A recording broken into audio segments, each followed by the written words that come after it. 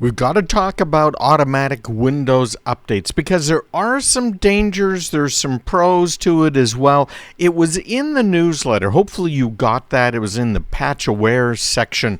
But we're going to talk about what you can, should, and shouldn't do right now.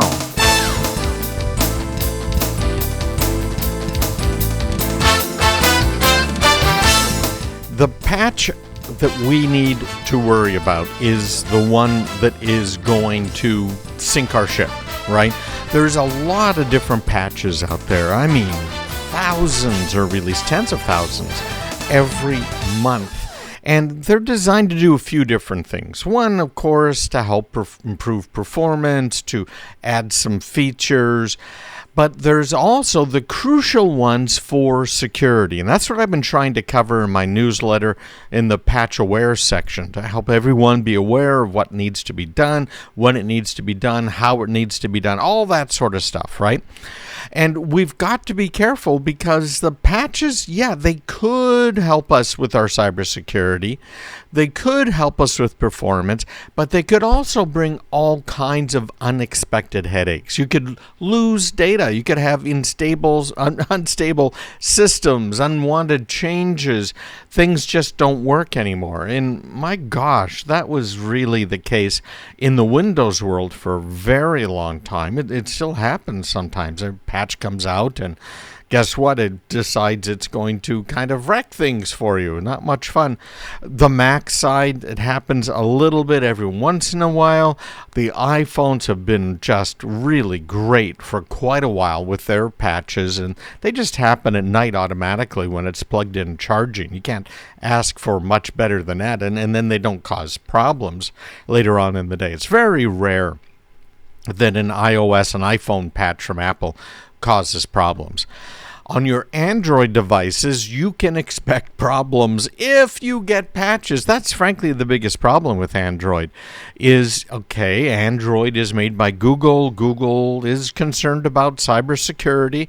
They certainly do keep a lot of data on you, and if you're concerned about your own privacy, you might want to avoid Google. But Android patches have to go from Google. First of all, they have to be written, right, by Google.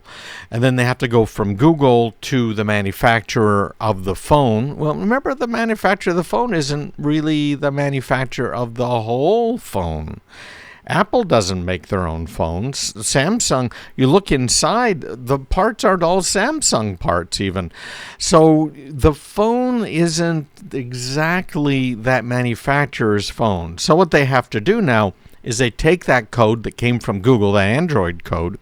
They then have to have people who work on the operating system to integrate some of the features that control the hardware. And when we're talking about controlling the hardware, of course, that's the main processor. That's the chip that controls the communications with Wi-Fi, the communications with the cellular network, the voice network, as well as the data network, the display, the touch interface, right? All of these things. And then most of the vendors, Samsung included, will go ahead and make changes to the user interface, that thing that you see, that you're touching, you're clicking. All of that stuff is coming from a vendor like Samsung. The underlying stuff is coming from a vendor like Google. And then a lot of the device drivers are coming from third-party manufacturers. So if you have Android, it's usually 3 to 6 months after a security patch comes out before you're lucky to see it. And most Android devices, last number I saw, it was about 80+%, can never receive a security patch because the vendor doesn't support them anymore. You think about that process I just described. That's a lot of work for a vendor. How are they going to do all of that for dozens or hundreds or thousands of different products that are out there running, right, that have that vendor's name on them? They're not going to. They can't do that. It's just too difficult. And then you consider the smaller vendors and some of the vendors you definitely don't want to use from China. And man, things get even worse because some of them are putting software in that is really anti-privacy and anti-security. So you know how I feel about Android, and this is the main reason I feel that way about it. When the 4G LTE came out, I bought an Android phone, a top-of-the-line, best you could get Android phone that had the 4G LTE in it. My son got one as well. We were impressed with the speeds. We were seeing faster than 40 gigabits a second when we were down in a couple areas in Virginia. It was just, frankly, shocking to see. But then we started having problems with the phones. And to get the service, to get the software updates, to get cybersecurity updates were crazy. So I just returned the phones to the mobile phone carrier and said, listen, these things are crap. Let's get ourselves an iPhone, because I wasn't a big Apple fan, right? You know, Apple and who's running Apple, what's their political bent. And so I just didn't want to deal with Apple. But my gosh, now that's all I kind of preach, frankly. And it has to do with these patches. So in my newsletter every week, and you know this if you are subscribed, I've been putting in articles that I've written that are specifically about patching, things you need to do, when you should do it, what you should do. And I'm talking about articles that I've written, that Karen, my wife, has helped to write. And based on sometimes the topics you guys have asked me to write about. So we are monitoring the information that's coming out from the cybersecurity information arms of the federal government, of the various antivirus, anti-malware, anti-hacker phishing companies, and the insurance industry, and kind of putting them all together on, okay, this is what you need to patch this week. My first one was probably a little over a lot of people's head. It was about that heartbleed bug, and I apologize for that. But listen, 9 years after that particular bug was exposed and was fixed by most vendors, it is the number one bug right now for people breaking into computer systems. Now, you as a home user, it probably didn't affect you very much, because if you kept your Windows up to date, if you kept your browsers up to date, you were using a version of Secure Sockets, SSL, or the HTTPS, that was not susceptible to this heartbleed bug. But man, it's a bad one, and it's still out there. So if you have a website, a web server, if you're a business that's exposing some of your data online and is distributing it via SSL, make sure you update that. But that doesn't apply for most people. Most people, I think you're okay. But if you're using an old version of Windows that isn't supported anymore, a lot of people are still running Windows XP, running some of these old versions that are really problematic. Well, then you are exposed to the heartbleed bug. And it doesn't have to be as old as XP. It could be as old as Windows 8, right? Or something that hasn't been updated in a long time. And most of us don't update. And why don't we update? Well, it's the standard reasons. Who has the time? It gets too complicated, et cetera, et cetera, et cetera. So that's what I'm trying to do with Patch Aware. And I really, really want your feedback. I want to know, what do you need to know, what you need to do, or what you need me to do in order to help you be comfortable in applying the right patches at the right time. I really want to know, because I want to help you. No two ways about it. Because we are seeing incredible numbers of just regular people who are being phished and hacked and having millions. In fact, the last number I saw from the FBI was over $30 billion stolen. It's incredible. That's real money. So you got to do the right thing. So what's the right thing? How can I help you with that? Please let me know. You can just email me, me@craigpeterson.com. I'll answer anybody's question, and people who have emailed me know that. me@craigpeterson.com. Be glad to help you out there. And on top of all of that, make sure you get my newsletter so that you get these updates. And I promised you, and we will run through what I wrote in the newsletter about Windows updates here. We'll get you some good information. But you got to be on the list. And if you are on the list, you can just hit reply to any of my newsletters. You are not going to get some automated thing that's going to try and sell you, upsell you, and then, get you to buy the chocolate bar when you're standing there waiting to pay at the cash register, right? What I'm going to be doing is sending you some of my most important stuff, the stuff most people want. All for free, every week, all for free, because I really want to help you. I hope I haven't beaten that horse to death here, but that's really what I want to do here, to help everybody out. So when we get back, we are going to go through how to get the full potential of your computer, whether it's a Windows or a Mac, but we're going to focus in on Windows today because the Windows, of course, is much more popular than Apple. You've probably seen Apple sales numbers have been dropping, but so have Windows. The whole industry, you get to a certain point and people aren't buying it anymore. But we're going to go through automatic updates, the hero we all need. Talk about the pros, talk about the cons, and take in your questions. me@craigpeterson.com. Make sure you join me online. craigpeterson.com/subscribe.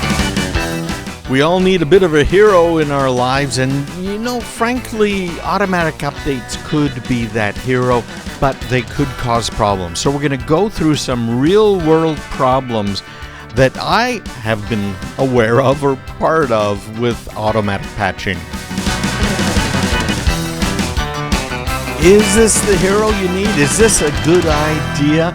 You've probably heard that turning on automatic updates on Windows is a good idea. First of all, Windows updates are only going to update what? Windows, right? They're not going to go ahead and update all of the other software on your computer. Some of the browsers, some of the other software will do automatic updates. All of it won't. It's just some things that will. So keep that in mind, first of all. But let's talk about automatic Windows updates if you do have them turned on. There's 3 different types of updates. There's security updates. So these are available to all users, whether or not you've actually paid a subscription license. Now, Microsoft has moved from you pay $100, $200 for Windows, and then when it's time to do an upgrade, you pay that again. They've moved from that to a subscription model. So that now you're paying $25 a seat, depends, right, on what level you're buying and everything else. But of Windows 365, plus your email, plus some security enhancements, all of that stuff. And I think that's not a bad idea, frankly. It helps keep the company in business, gives them good cash flow.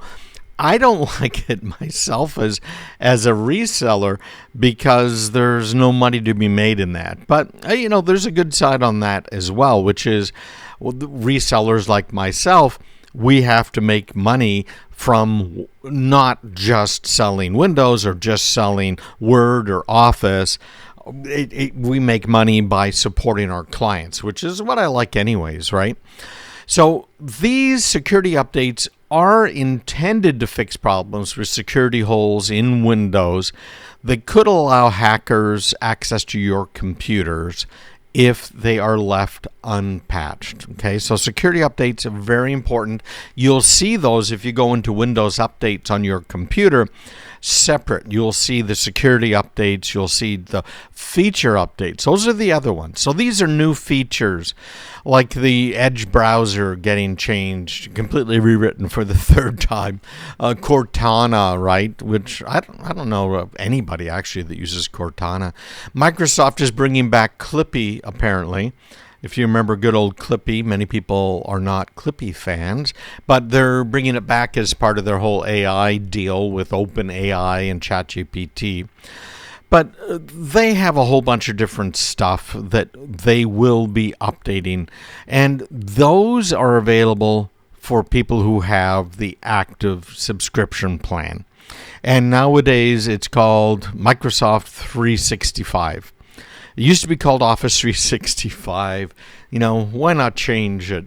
Change the name. Microsoft already has 10,000 SKUs. What's another 10,000? Who cares? So those are the two main ones, right? The security updates, the feature updates. Security updates are the ones that you probably want to put on your computer. Feature updates, those are not necessary. Right? You don't necessarily need all of the features, so you've got to pay closer attention to those. And that's part of what we're doing right now with the patch-aware stuff is, okay, even with security updates, which ones are the ones that are the most critical to install? And we're going to tell you why, because there are potential problems with Windows updates, whether they're automatic or not. So to turn them on, if you're sitting in front of your Windows machine, you're going to open the Settings app. You can just do a search for Update and Security. Then you go into Windows Update and click the Check for Updates button, and it'll check and it will do updates. Now, depending on the version of Windows that you have, the screen's going to look a little different. Plus, if you're using a home version of Windows, you're not going to have much flexibility on the whole update thing. Windows Home is going to install security updates pretty much when they're available, whether you want them to or not. I got a call from our law firm, and I find it a little hard to believe, but guess what? They were using Windows Home Edition. So they called me up because at 4 p.m. that day, and I think they called me about 2, they had some documents that had to be filed at the court. So why did they call me? Well, they called me at 2 because their computer decided it was going to do updates. Wanted to know, how do we stop the updates? And if it's in the middle of doing updates, turning it off could be a very bad thing, depending on exactly what it's doing at the time that you kill it. So you've got to be very careful. If you get into the professional versions of Windows, you have the ability to say, well, wait 7 days, which isn't a bad idea, before you go ahead and install those updates, because who knows what they break. And usually within a week or two, Microsoft has fixed the things that they broke in their Windows update. Now, some things will take them a little while longer. So some of the programs that run on Windows that Microsoft broke, they might take, I've seen it take months sometimes to fix those. So that's where Microsoft has this rollback feature that you would need to look into if that was a problem for you. So what are the benefits of automatic Windows updates? I think we kind of went through them. It helps prevent the hackers from exploiting some of the vulnerabilities in the versions of Windows software.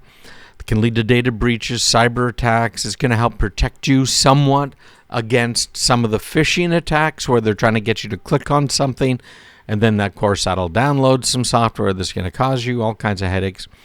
Second, the automatic updates are going to make it easier in a lot of businesses when it comes to the IT departments, because they don't have to update each computer every month or do it manually, right? They just turn it on the feature and forget it, right? Set it and forget it, just like Ron Popeil. So that can be good, but there's another side to that coin, right? Like most coins.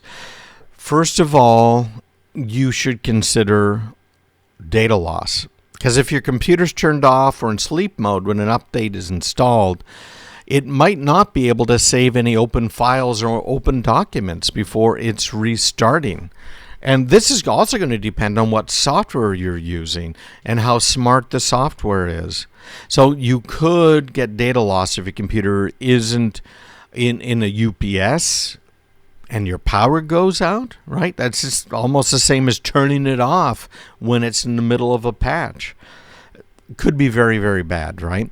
A slower performance. Most of the time, updates are going to improve your system speed, the overall performance, but some updates have been known to cause decreases in speed. Sometimes dramatic decreases in speed, other times just slight decreases in speed. And so you've got to be careful. A lot of times the decreases in speed come from bloating software. So Microsoft programmers have gotten lazy, and instead of worrying about, well, can we actually run in the 4 gigabytes minimum memory that we recommend for Windows? The answer is no. No, they can't. So they just keep getting bigger and bigger, requiring more and more memory. So if you notice slower performance after you've been doing some of these updates and upgrades, it may just need more memory. We were helping a customer out this week. He must have had 100 tabs open, I think Ella was telling me. And that, that's a problem too. That'll slow your computer down, no question about it. Now, your computer might also be running slowly due to some other issues. We'll talk about those when we get back, and we've got quite a few other considerations here when it comes to updates. Make sure you get the newsletter. You'll find out about this stuff. You'll become patch aware.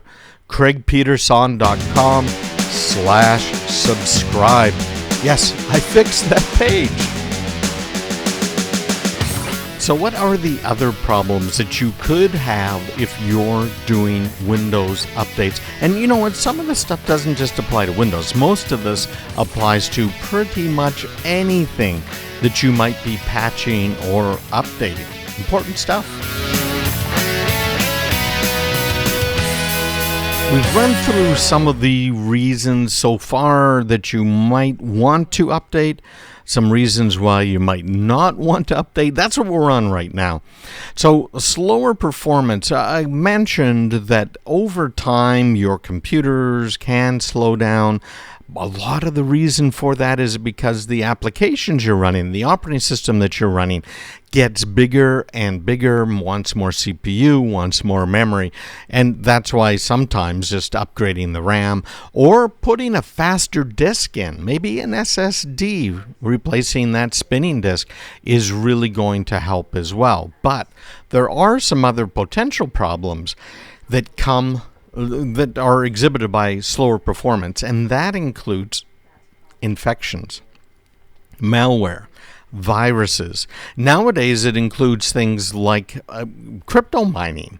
I don't know if you heard me a few months ago, but I was talking about a school district in Mass, and down in Massachusetts, this guy had built a crypto mining system in a crawl space in the school.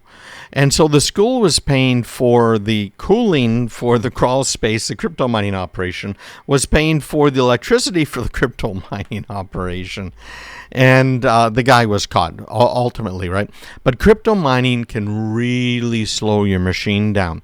And there have been problems with crypto mining on Android devices as well. So keep an eye out for that. If your battery is just running down, like quick, it might be crypto mining. And all you need for some of the crypto mining is JavaScript, which it can just run from a regular web page. So those are all things that you have to be careful of. Unexpected reboots. Now, this can be a problem, particularly in the Windows world, where it installs a patch and then reboots, and then installs a patch and then reboots, right? And it goes through that cycle multiple times. Some applications really need to be closed. So ideally what you should do is turn off, if you're really going to be diligent, okay? I mean, you got to pay attention. But turn off the automatic updates. And then when Patch Tuesday comes around, wait about a week. And then once you've waited for that week, what are you going to do? Well, you're going to go into your computer. You're going to close all of your applications, save all of your files, and then you're going to go in and say, okay, do Windows Update. Does that make sense? Because this whole reboot, an unexpected reboot, it could really mess up your work, okay? So it's not a bad way to do it, but if you're not super diligent about going in and manually running the updates, just leave automatic updates on. Now, if you're running a 64-bit version of Windows and have automatic updates enabled, it's possible that some updates could cause your system to become unstable or even crash. And they could cause incompatibility problems with some of your applications as well. Outdated drivers, the bane of everybody's existence that has ever tried to, install Windows or update Windows. Because remember, we were talking about the drivers. These are the programs that let your computer communicate with the hardware. Things like your printers, scanners, keyboards. If you don't have the latest version installed in your system, you could really experience some problems when you're using certain devices or applications. Unwanted changes are a problem with updates because some updates are designed to change how a program works. I was talking about it earlier. Depending on the version of Windows, you're going to find this menu here, or might be there, or they might have renamed it, or Microsoft's 10,000 plus SKUs, right?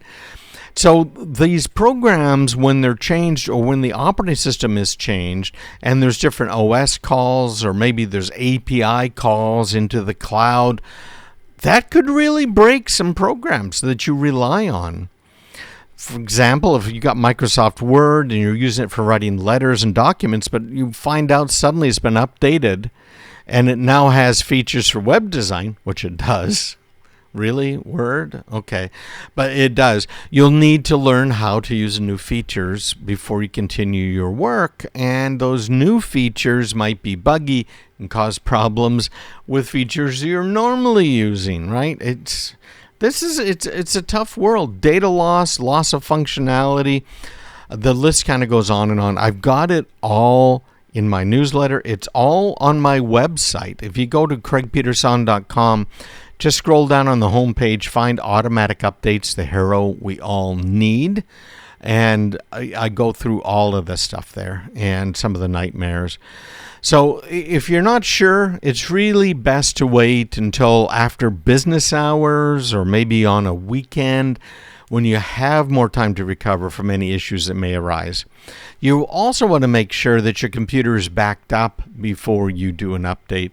And that way you're pretty sure you're not going to lose any important files or data if anything goes wrong during the process. So keep an eye on all of that stuff.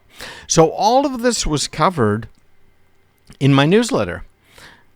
And it's important, really is, to get it. It's a free newsletter. This is the free one, right? This isn't the paid one.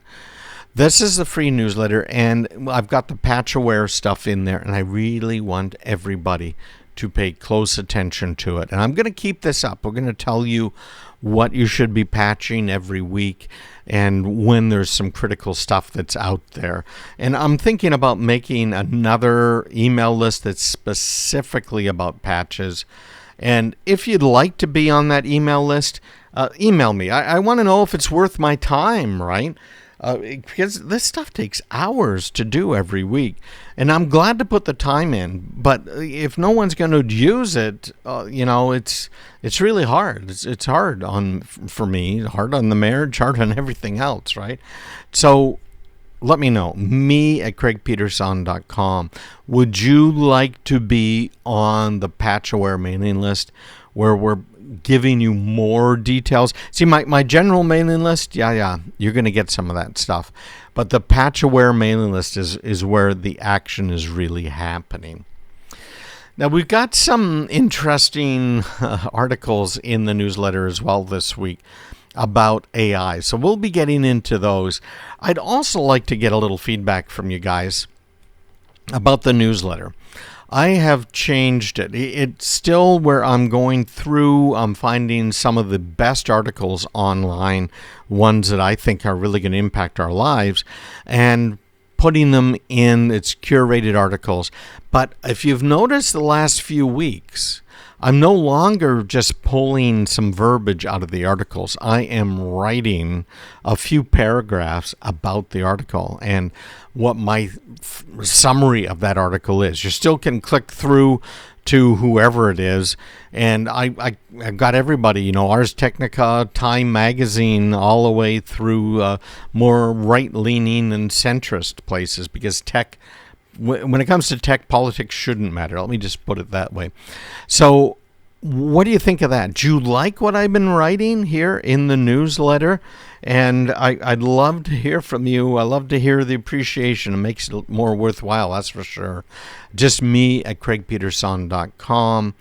If there's a topic that you'd like me to cover in the newsletter or on the radio show, by all means, just go ahead and drop me a line as well.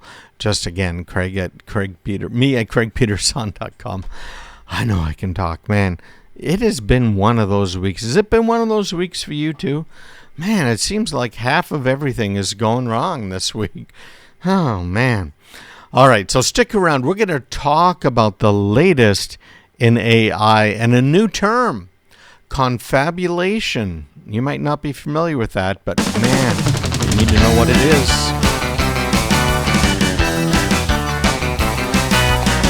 I've got a new word for you, confabulation. This is a real-world word, and it's one we're actually all familiar with. If you've ever talked to a 4-year-old or heard President Biden speak, and now AI is in that same realm.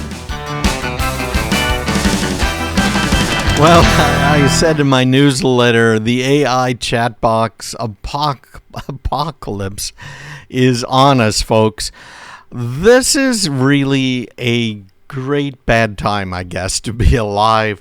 We're seeing so many changes. My father passed away at the end of last year, and it really made me think a little bit about my grandparents and, of course, my father and all the things they saw over the course of their more than 80 years, 85 years, and over 90 in one case. They've seen a lot, but I think we are seeing even more. Just this whole thing with ChatGPT, with the AIs from OpenAI and some of these other companies that are out there.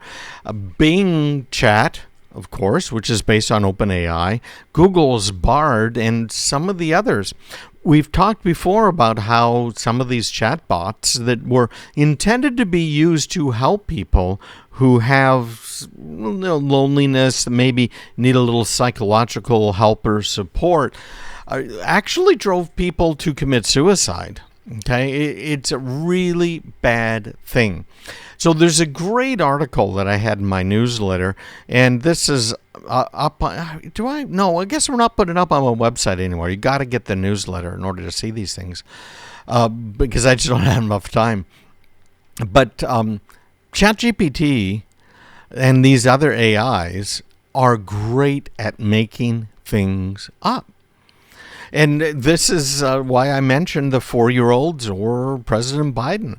Right, you listen to a 4-year-old, they might start a story out with actual facts, and then they fill up the whole middle with stuff that they've made up, right? And then they might end it with something that's right. Now, some people have termed this hallucinations, that the mistakes, if you will, that these large language models are using to generate responses to you are hallucinations, right? They're obviously mistakes. But the term in human psychology is called confabulation. So confabulation occurs when someone's memory has a gap and the brain convincingly fills in the rest without necessarily intending to deceive others. Now, ChatGPT does not work like the human brain. It is not intelligent, okay? Calling it an AI, if you ask me, is a misnomer, okay? But the term confabulation, I think, serves as a better metaphor, because there's this whole creative gap-filling principle that we humans have and that we humans use at work here. And it's a very, very big problem because these AI bots are generating false information that can potentially mislead, can hurt people who are depressed, might hurt you in some sort of a diagnosis, right? Going to Dr. Google, well, how about going to Dr. OpenAI or ChatGPT, right? All of these things could be problems. Now, the Washington Post recently reported on this law professor who discovered ChatGPT had placed him on a list of legal scholars who had sexually harassed someone. But that's never happened. ChatGPT completely made it up. I played around a little bit with it as well, and I asked it about me, who is Craig Peterson, and it really kind of inflated my credentials, which was quite something. It inflated them by saying, I'm a popular speaker. Well, yeah, people, any place that I've ever spoken, they really liked it. But, I'm not speaking every week or even every month most of the time because I'm just too busy taking care of problems for people. So it's a problem. So here's another one. An Australian mayor who allegedly found that ChatGPT claimed he had been convicted of bribery and sentenced to prison. Also, complete fabrication. And there have been lawsuits launched against the company, OpenAI, because of this sort of thing. So people have been proclaiming the end of the search engine. We had Google declare a code red at the beginning of 2023 because of the potential conflict here. People were saying, who's going to use the search engine anymore? We're just going to use ChatGPT. Well, that's true eventually, but it's not true now. And I want you guys to remember the term confabulation. It's making stuff up. The ChatGPT has invented books and studies that don't exist, publications that professors didn't write, fake academic papers, false legal citations. It kind of sounds like Congress, doesn't it? Non-existent Linux system features, unreal retail mascots, and technical details that don't make any sense. So here's a guy who posted this on Twitter. Curious how ChatGPT will replace Google if it gives wrong answers with high confidence. And isn't that part of the problem, the high confidence?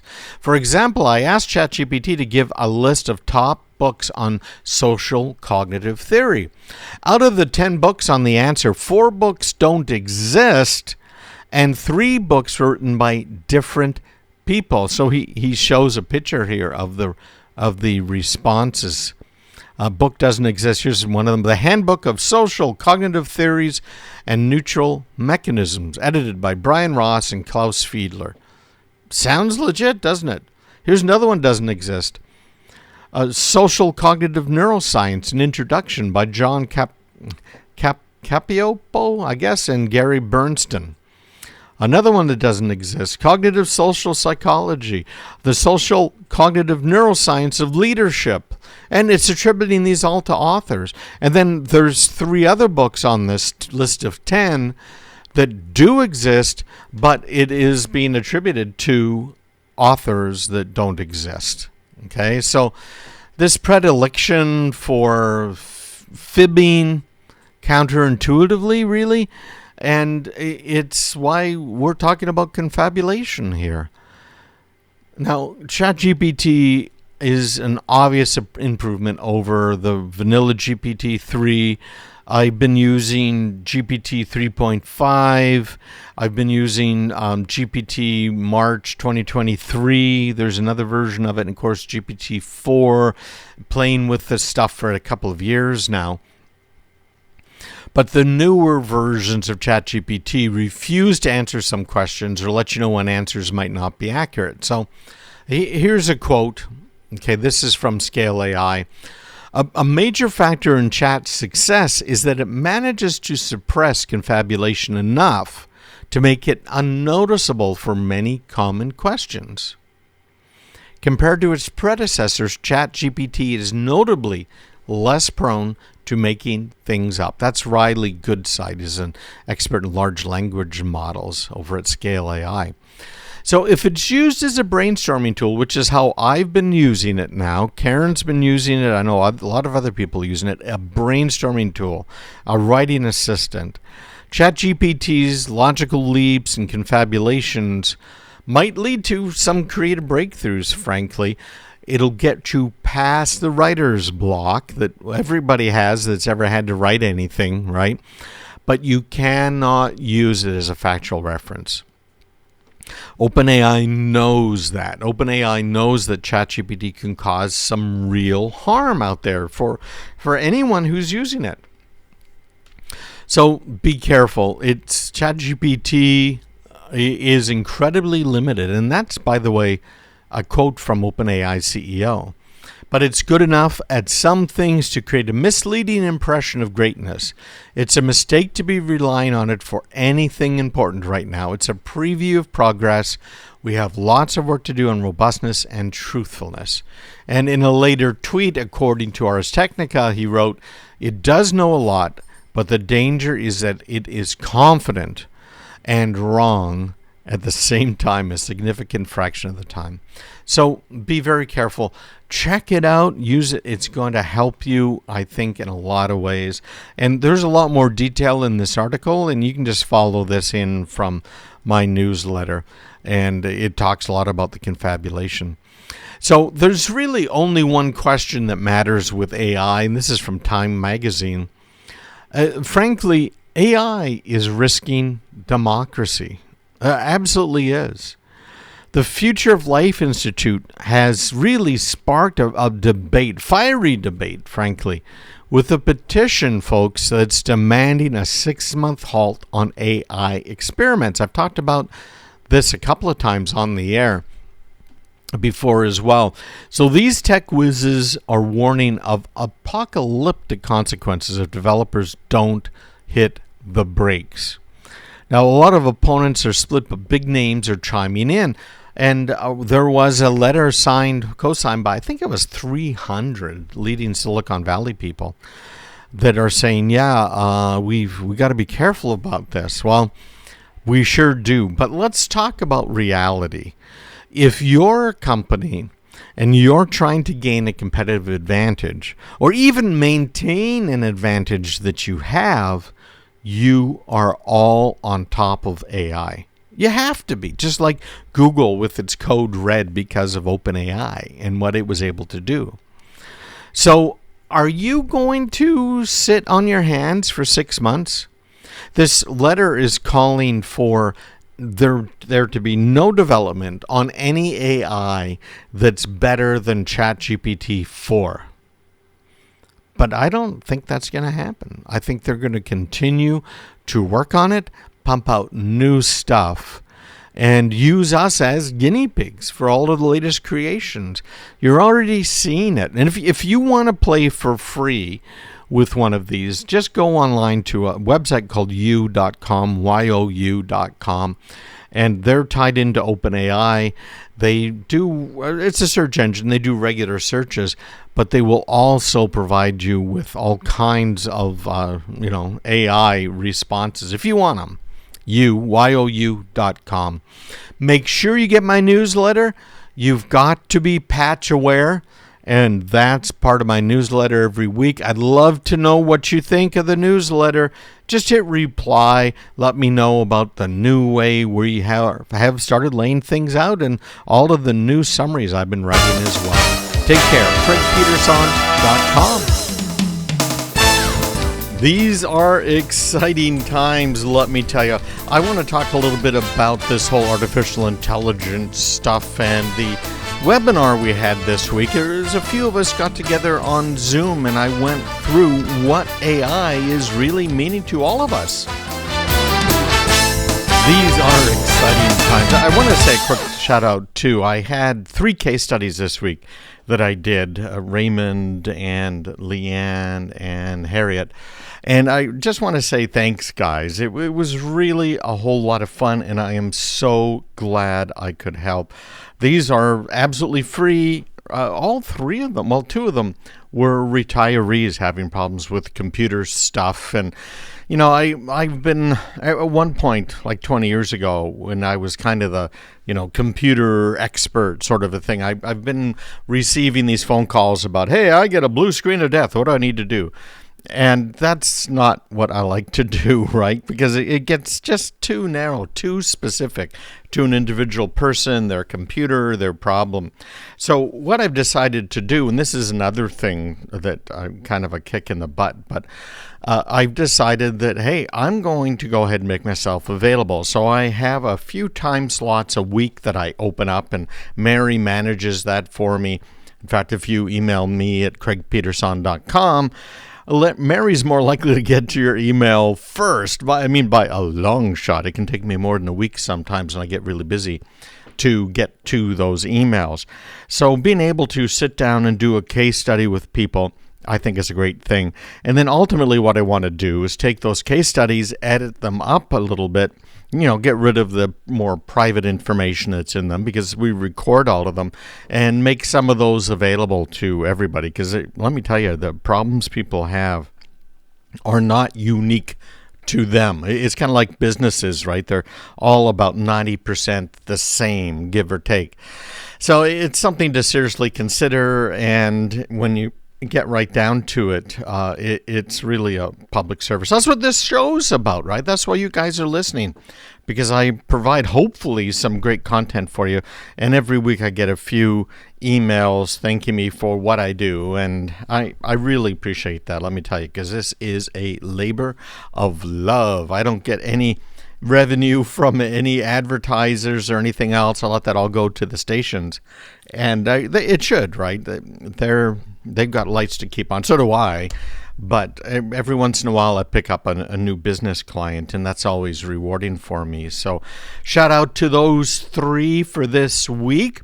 And it was a busy week. It took up, I think so I think I only had 3 slots this week for these case studies for listeners. But if you're interested, you'll notice in the newsletter down in the signature area a little thing about how to be a case study if you are interested, and I can help you with your problem, whether you're a home user or big business or small business. I don't care. I'm here to help. No question about it. Well, this week, this is very, very cool, and I've done these before, but this week I had a great Zoom session. Now, Zoom, of course, everybody's been on. That's why I used Zoom. Zoom is not secure, but it didn't really matter, because this week what we talked about was the latest artificial intelligence tools that are out there. What are those? Well, ChatGPT, for example. It's pretty darn cool when you get down to it, because ChatGPT lets you do a ton of stuff and learn a ton of stuff from it. And we went through some of the things ChatGPT does pretty well, which is, just kind of vomit words. That's probably the best way to describe it, because it sure isn't great at doing any sort of analysis. In fact, it has no real ability to, other than the analysis of what's the next most likely word in this sentence. That's how this stuff works. It's generative. It just sits there and kind of generates responses. It really has no clue what you're asking for. And one of the things that I absolutely loved, Karen figured this out, my wife. She went into ChatGPT and she said, what kind of cybersecurity services can you offer? Now, this is asking ChatGPT. And ChatGPT, of course, is the big OpenAI thing. Everybody knows about ChatGPT. Everyone's an expert on it by now. Obviously, a little tongue-in-cheek, but I think we're over 100 million people now using ChatGPT. It's crazy, a lot of people. But they asked it, well, what can you do here for me for cybersecurity? And so it generated this long thing, and we talked about it in the webinar, that was total garbage, total fiction, right? And it talked about how they have software that looks for this type of a break-in, that type of a break-in, and how they do this type of analysis and that, and how they're going to save you from yourselves. And I sat there thinking, you know what? I came across a website from one of these managed services providers, and I think ChatGPT wrote everything up for them on their What We Do page. Because ChatGPT was talking about this software that OpenAI provides and these services OpenAI provides, et cetera, et cetera. OpenAI doesn't provide anything, any services for cybersecurity. It's absolutely incredible. And then people are taking that and using it themselves who know very little about cybersecurity. Man, I guess my life's getting a little tougher here because it used to be that people would hang up a shingle saying, yeah, I'm a cybersecurity expert, because they sign up with some big company that has everything you'll need to support your customers. And those big companies are often the wrong choice. I mean, really, really wrong choice.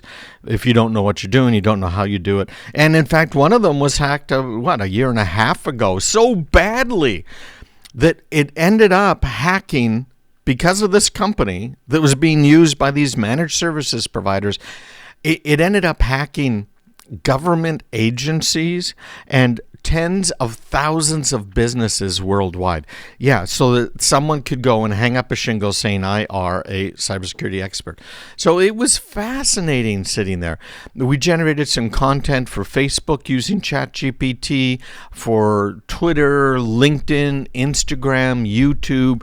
It even writes some scripts of what you might want to say and even how to say it. Now remember, it's making a lot of mistakes, and people just don't realize that. A lot of mistakes. If you don't know the business or whatever it might be that you're talking about, you're going to be led astray.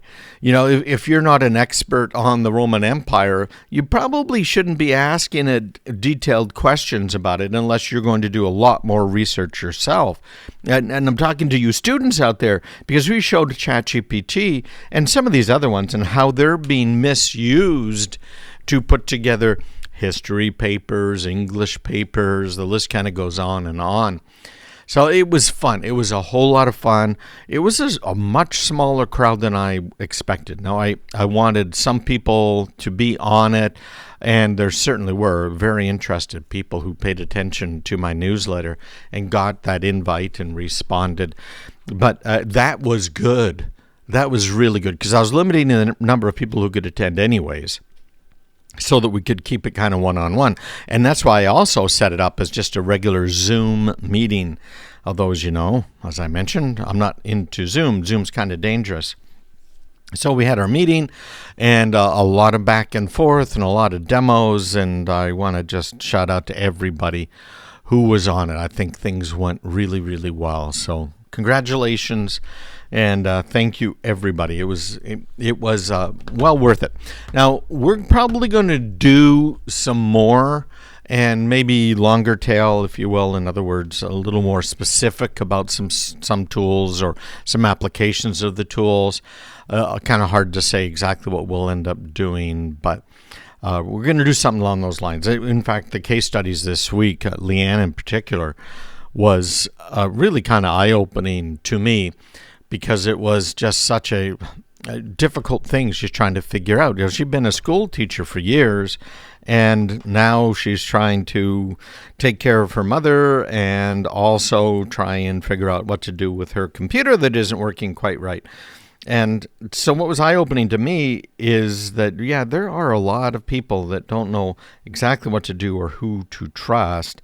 And she needs to take her computer in for repairs down at the shop, and wanted to know, okay, now I've got all my financial information in here, everything, right? You think about what you have, right? You might have loans, car loans, home loans, bank account information. And so I pulled out the information from my newsletter a few weeks ago. Do you remember the one where it said how to Fort Knox your files? I thought that was rather clever. But how to Fort Knox your files on Windows, and how to encrypt folders and how to encrypt individual files. And it was a step-by-step thing, which we're doing a lot more of. That's part of our featured tips segment. And it was something that I reviewed with her because it was perfect for her. right? The store or the repair shop needs to be able to log onto her computer in order to make sure things are working after they've got stuff fixed. But then what? Are they going to be able to get at all of her private information? So I pulled out that newsletter and showed her the Fort Knox stuff. And in fact, I put it all into a little document for her that I gave her after we reviewed it there live online. So it was fun. It was fun talking to everybody. So thanks, guys, for this week and everybody that participated in our case studies. And if you're interested, just email me, me@craigpeterson.com. These are not sales things, right? I don't care if you're a home user, retired, and just don't have any money to spend on anything. This is to help. But, if you're a business, I'm more than glad to help. Stick around. The online world has changed, and nowadays your anonymity and privacy are more important than ever. We're going to even talk a little bit about what ChatGPT is doing in order to make our lives a little more, miserable. I included in my newsletter, hopefully you got it. If you didn't, it's free to anybody. It is not one of these heavy selling things. I really am trying to help, okay? This is coming from a position of love. And the newsletters for a month or two now have had in the front of them a tip. And the tip is for you. And it's a step-by-step on how to do something that's crucial to your security, your privacy, your anonymity. And it's designed to really take you maybe 10 minutes to do. And the idea is if you do one little thing a week, you're going to, after a year, be a lot further ahead. It's kind of like that 1 degree thing. Did you ever read that book? I'm trying to remember what it was called, but the difference just 1 degree makes. Just a little bit of change every week is going to get you in a whole new place within a year. So if, first of all, you are subscribed and you're not reading these, take a minute to go back in the archive. And that's what I suggest to everyone too. If you are on my email list, you have your mail program automatically save the emails.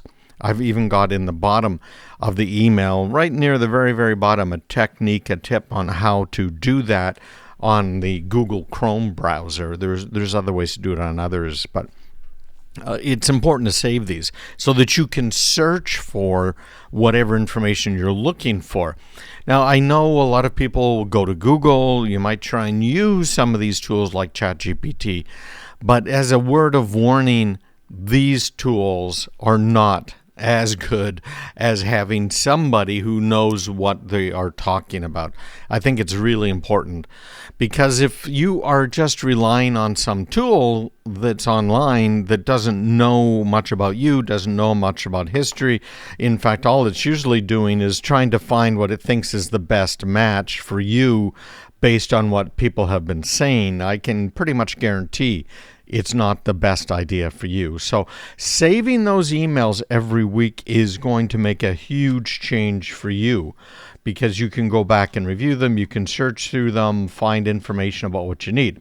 So I had in my newsletter, what we're going to talk about right now is a little bit about anonymity and privacy. And unfortunately, in this day and age, those two things actually mean almost exactly the same thing. Because unless you have some form of anonymity online, you are not going to have any real privacy. You might remember, this caused quite a storm a couple of years ago. I had an article that said, lie to your bank. That was my tip, lie to your bank. And the real idea behind this wasn't that you should be lying to your bank. Obviously, if there's official forms, if there's some government thing that you got to take care of, you don't want to lie about it. But if some bank wants to make some sort of an offer to you, you sign up for something, whatever it might be. And we're not talking about a bank account here or something else that might have to be reported to the IRS or other agency. Use a fake name. I have 5,000 records in a spreadsheet of fake names, dates of births, addresses, all kinds of fake information. because what I'm trying to do is just have a little privacy online. If someone doesn't need to know who I really am, they're not going to find out. Some of these identifiers, how do you say that? Some of these pieces of identification are male, some are female, they're all kinds of different ages, and I use them when I sign up for different things. And for 30 years now, probably longer, ever since I first got hacked and decided I needed to help other people not get hacked themselves, I have been using unique email addresses whenever someone asks me for an email. Now, you might ask me, hey, Craig, how do you possibly use a different email address? If you look in my 1Password, in fact, you'll see that I have all kinds of website information in there. It includes things about special notes, usernames, passwords, just kind of all of the stuff you might expect. And there are a lot of them in there. I have over 2,000 entries in 1Password. Well, that equates to probably hundreds and hundreds of websites, which equates to hundreds and hundreds of emails. Now, there are a few ways you can do this fake email thing. What I've been doing for a long time is not a fake email, it's a real email, is I've been using something called plus addressing. So my email address is, as you guys know, it's me@craigpeterson.com, right? I get emails from you guys every week thanking me for what I do, my wife and Mary and everybody for all of the stuff we're doing. And it's great. Please do. I'd love to hear from you, me@craigpeterson.com. But if I sign up for something and I want to use my me@craigpeterson.com mailbox to receive those emails, I have turned on something called plus addressing. So I might have a website that I go to. So let's say it's campaign.com. So what I would do for an email address is I'd say me, M-E, the plus sign, campaign, or campaign.com at craigpeterson.com. So what happens is that email address then is sent to me plus campaign at craigpeterson.com. It gets to my mail server, and my mail server knows, okay, what he's doing here is he wants me to flatten this into just me at craigpeterson.com. But it leaves the whole to address alone. So what I can do now is I can apply filters. Yeah, it does get a little complicated if you're trying to really kind of remain a little bit anonymous and keep your privacy online. But okay, great. So now it says flatten it. Here's the email, goes into my me box. And then I have a filter that says, well, if I get a mail from me plus campaign, what I want you to do is put it into this folder. And it goes into that folder. Isn't that handy? Or if I never want to hear from anyone again and I hit unsubscribe on their email and I'm still getting emails from them, I say, hey, yeah, put that in the big bit bucket in the sky. In other words, trash. And off it'll go, right into trash. Now, there are many ways to do this. In some cases, you have to turn it on explicitly. And one of the places that you might have to turn it on explicitly is if you're using Microsoft 365. Although I think now they may have it set up so that it's going to work for you and you don't have to have turn it on, right? So if you have a Microsoft 365 email address or in whatever email address is, just try it. Send it to your email address. But right before the @ sign, put in plus and then something, plus test. And what'll happen is it'll show up in your mailbox or it won't. So that's one way to do it for a little bit of privacy. If you are an Apple user, you now have a new feature, which allows you to have Apple generate anonymous email addresses for you. So the email comes in and goes into your regular Apple mailbox. And then again, you can do the same types of things with your filters. But Apple's generating just random email addresses for you, which is really quite cool. There are a lot of flexible things that you can do there. One other one is Firefox has something very similar to that now with their mail, Mozilla, and there are a few others that you can find online. It's important to do. So we've got 10 tips to increase your anonymity and protect your privacy online. So we're going to run through those as soon as we get back. Visit me online if you're not on the email list yet on the free weekly newsletter, craigpeterson.com/subscribe. I promise it'll be worth signing up.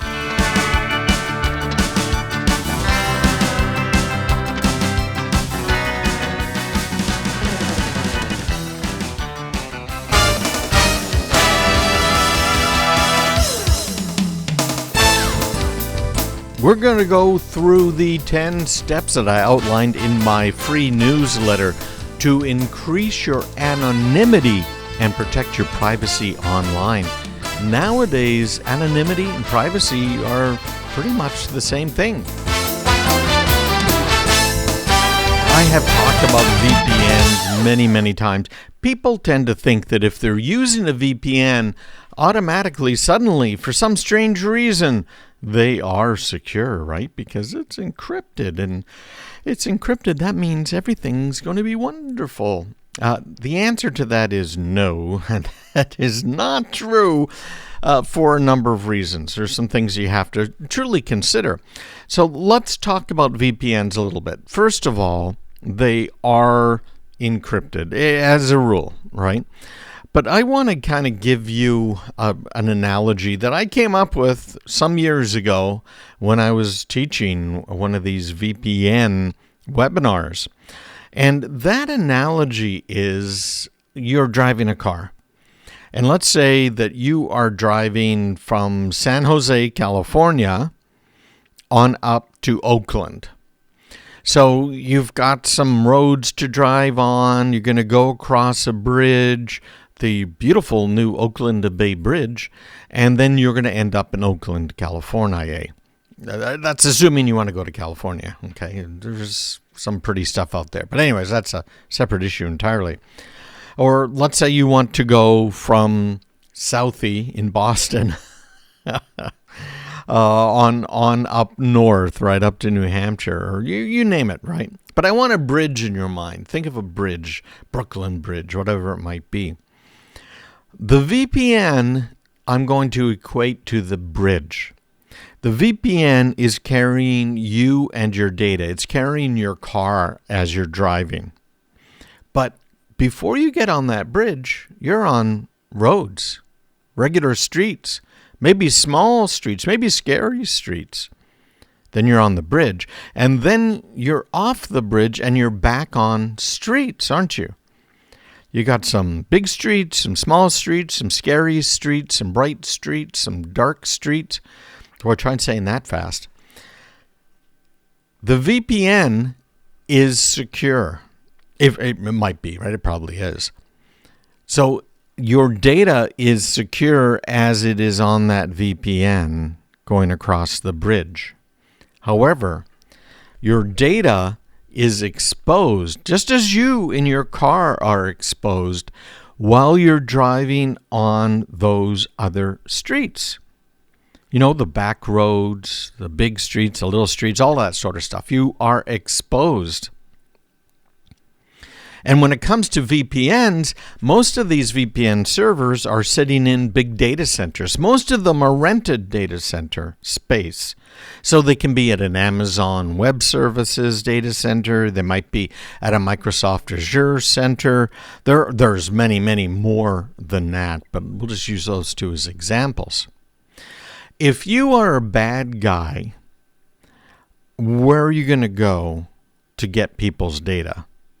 This is kind of like Willie Sutton, right? Where he allegedly said, when asked, why do you rob banks? Because that is where the money is, right? You're not going to go and rob a lemonade stand that some kids have on the corner and walk away with $10. You're going to try a bank that has a lot of money, correct? So off you go. buying what now? A VPN service. That service is actually hosted in a data center, and that data center may well be tracking all connections. It probably is, frankly, in and out of that data center.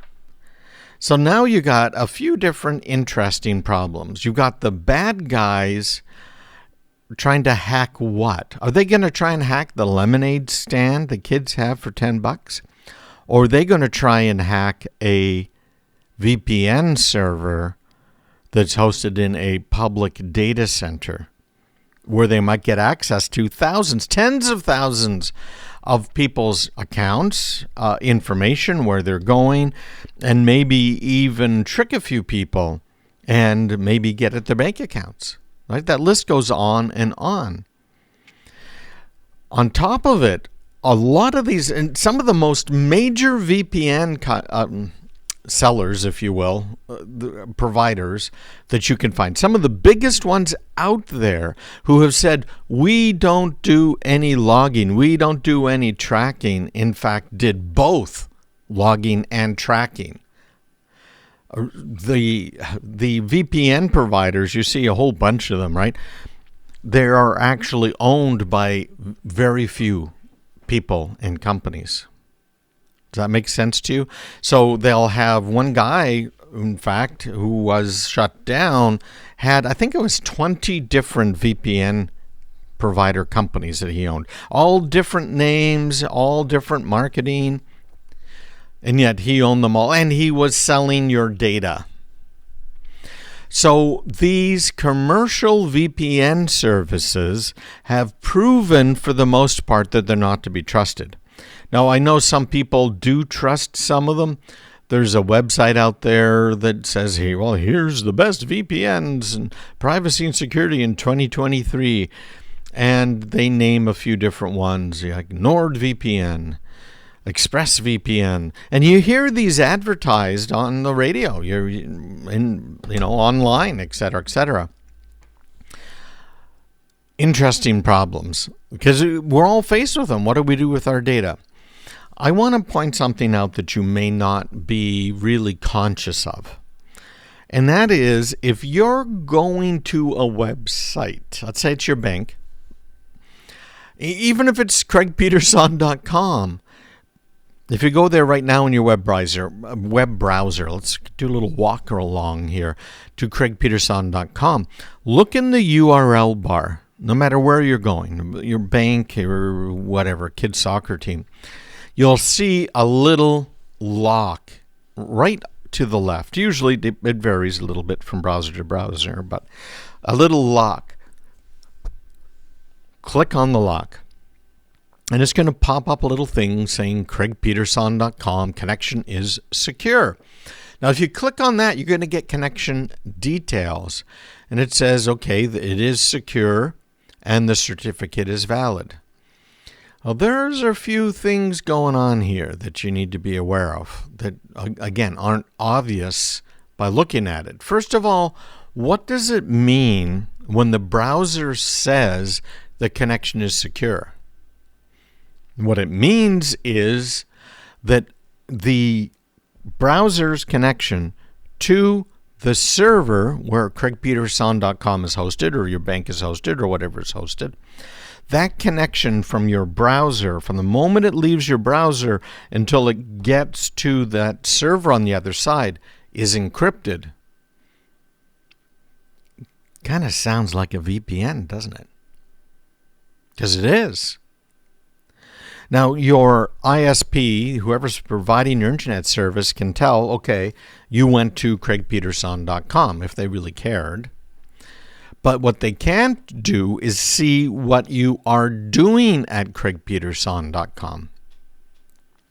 So you got to kind of question yourself. Do you want to be trusting that your internet service provider, whoever it is, Comcast, Verizon, T-Mobile, you name it, or do you want to trust them with the knowledge that you went to this bank or you went to that website? Or do you want to trust a VPN service, some of which are run by criminals, and that's proven fact, and others that might be hacked and they might not even be aware of it right now. It's an interesting dilemma. So I've got an answer for that, and we'll be talking about this. Again, we're reviewing the 10 tips that I had in my newsletter to increase your anonymity and protect your privacy online. Make sure you get my next newsletter. You missed this one. We got a featured tip every week, all for free. CraigPeterson.com/subscribe. Find it right there. Well, I've got another tip on VPNs, but I'm going to tell you now how to be anonymous. I mean anonymous with a capital A online. And that's important if you want to have privacy, but there's risks involved too. Most of the browsers that you use on a day-to-day basis track you. I can guarantee you that most of your internet service providers track you. There's no way around it, unfortunately. They have to do it as part of their daily business, but they also do it for a lot of other reasons, including what to sell you, how to sell you stuff, right, et cetera, et cetera. Well, there is something out there that was developed by the United States Navy and is continued to be maintained by the Navy, and it's called the Onion Network. Now, the Onion Network ties into the Tor browser. Maybe it's the other way around. It depends how you want to look at it. The Onion Network was set up to allow dissidents in foreign countries to be able to talk to us, to talk to their CIA handlers, to organize things within the country. It's the sort of thing that I would expect that people in Ukraine are using. Military people use it. It goes on and on. One of the biggest users of this whole network is bad guys, right? It's just like the internet isn't what you might think it might be. Well, actually, more than half of the traffic on the internet right now is streaming television, which is, I think, kind of a waste of bandwidth. But that's a different story. I definitely prefer it over these silly contracts that these cable companies try and get you in. But the bad guys use this Onion Network as well, and we're going to get into that and why that's a little bit of an issue. But journalists use it, particularly in countries where they might have a problem with the government because of what they're doing, what they're researching online. It can be a real problem, really, for everybody. So they put it together, the Department of Defense, to be able to communicate with these people, let them organize so that they can, topple governments and whatever else that they want to do or need to do. So the Tor browser is a free and it's open source browser. It's based on Mozilla Firefox, which is one of the more secure browsers out there. And it lets you browse the web anonymously using this Tor network, also known as the Onion Network. We're going to start calling it Tor, T-O-R, because that's the name of the browser you use. So this is a browser you would use if you want as much anonymity as you possibly can get. I would be careful about using it in a couple of different use cases. You don't want to do your banking with it. There's a few other things because of the bad guys that are lurking in those dark alleys that are out there. So the Tor network routes your traffic through multiple nodes. Now, these nodes are volunteer-run servers that have internet access. Or it might not even be like a server. It could just be someone's computer sitting in their home. And these volunteers are providing it in order, again, to allow dissidents, reporters who actually want to do their jobs, to be able to talk to people. Now, it anonymizes the data of anyone that's using the Tor browser, and it makes it really difficult to trace because what it's doing is it's hopping multiple places. Kind of think of the movies you've seen where, okay, he's going through this, he's going through that, he's going through this, guess what? You can't tell where they're going through, at least not with the level of precision you see on these movies and TV shows. It's really not there. But it's all encrypted as it goes from site to site. And when you go to a website, do you realize that you could be opening 100 different connections to that web server, because every one of the graphics has to be downloaded individually. Typically, we're not going to get into the latest technology, but just sticking with the typical, right?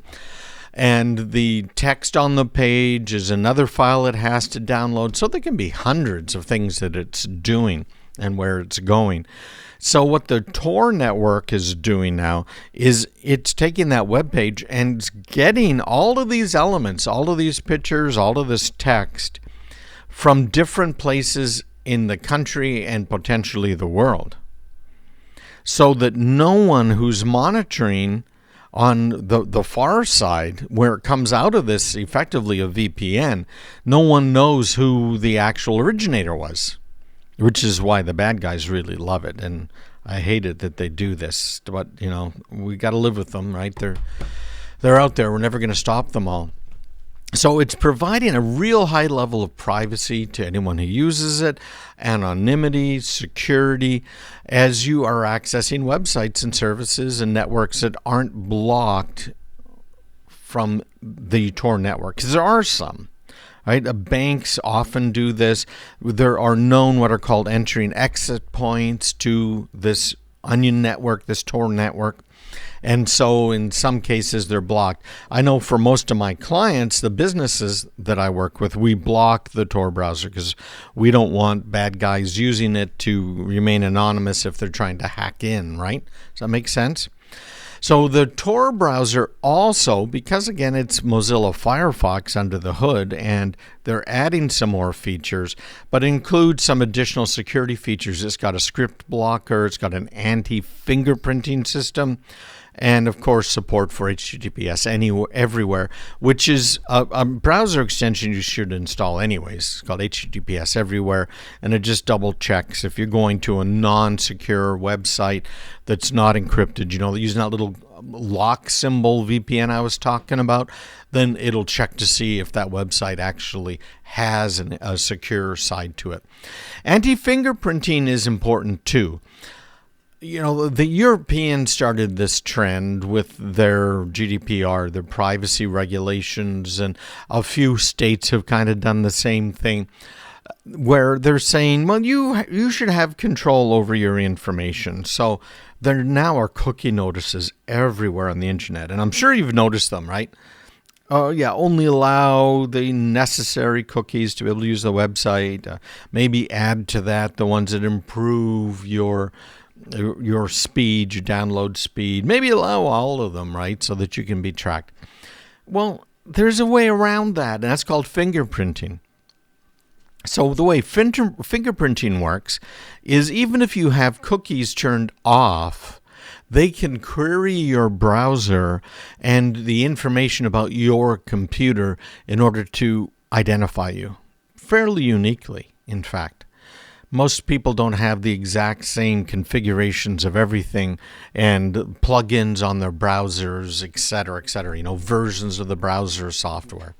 So that's called fingerprinting, and that's how they get around the cookie thing. Again, it's just another government ploy to make you think they're trying to make you more private or safer in reality. No, none of that's true. Even Google's come out with this thing saying, we're not going to use cookies anymore. What they're doing is they're putting you in a box. So rather than having a very explicit definition of you, what you're interested in, your age, your family, the cars you own, et cetera, what they're doing is they're grouping you with about 1,000 other people. So they're saying, we're not identifying individuals. No. What are they doing? They're putting you in a bucket, a pretty small bucket, and then that's even of more value to a lot of the advertisers. Pick the bucket. So using the Tor browser, they've got all of this anti-fingerprinting built into this. Now, when you're using the Tor browser, you can access websites also that are only available through the Onion network. Remember, the Onion network is a network set up by the Navy. It's for dissidents and others to be able to communicate. And you can tell if it's an Onion URL by the extension, which is .onion, right? And it's something you can look at and look for. And there's even a search engine. There's a couple, but DuckDuckGo, I'm going to check right now as we're talking, has built into it an Onion capability. Let's see, Onion network. Okay.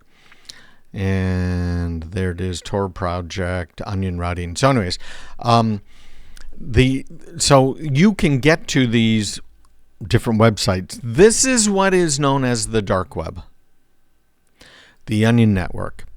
And it's not all dark, but there certainly is a lot of criminal activity on it. And frankly, that's where part of this warning comes from. The warning is that the Onion network, like any other internet-based service, has some potential risk associated with it. It has similar risks to using a commercial VPN, as I talked about earlier.